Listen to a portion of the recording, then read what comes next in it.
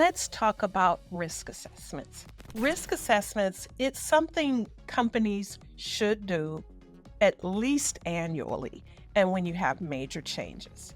And the thing is, you cannot mitigate a risk if you don't know it exists.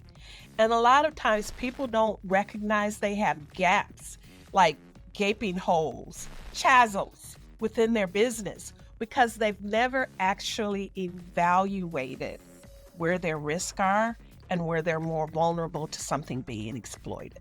So in the world of ISO, if you're going through SOC 2 or any of these standards, risk assessments are part of your business. They're an operational activity. And like I say, it needs to be done at least annually. And you need to have some kind of system of understanding how you're going to assess the risk, what you need to assess risk against, what are your critical assets, where are your critical data, what are your critical integrations, what happens when certain things go down, what's the risk of something go down, if something goes down, can you recover quickly?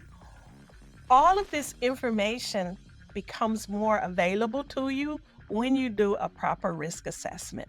And doing a risk assessment, that's a skill.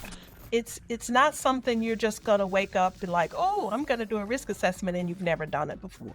So this is why I'm going to recommend Udemy has a really, really, really good class on risk assessment, and it's based on ISO 31000. It's actually a college level class, but this particular individual, he has put it onto a Udemy platform. And I'm thinking this is really someone who is so passionate about the whole concept of risk that it's really a gift.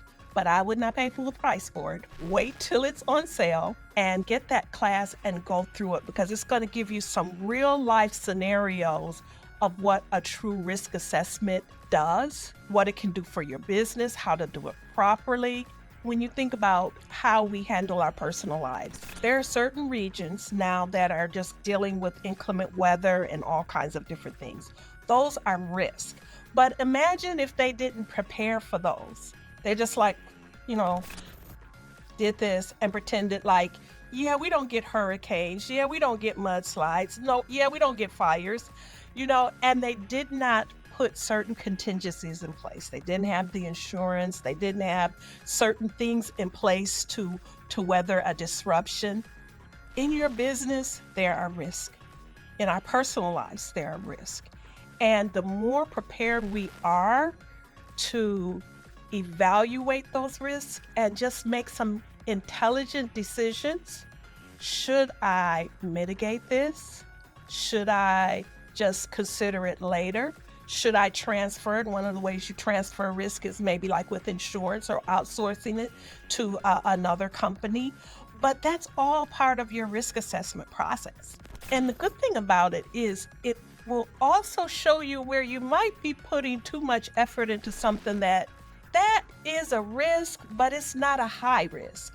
And you might be actually investing too much time, too many resources, too much money mitigating something that's really a low risk.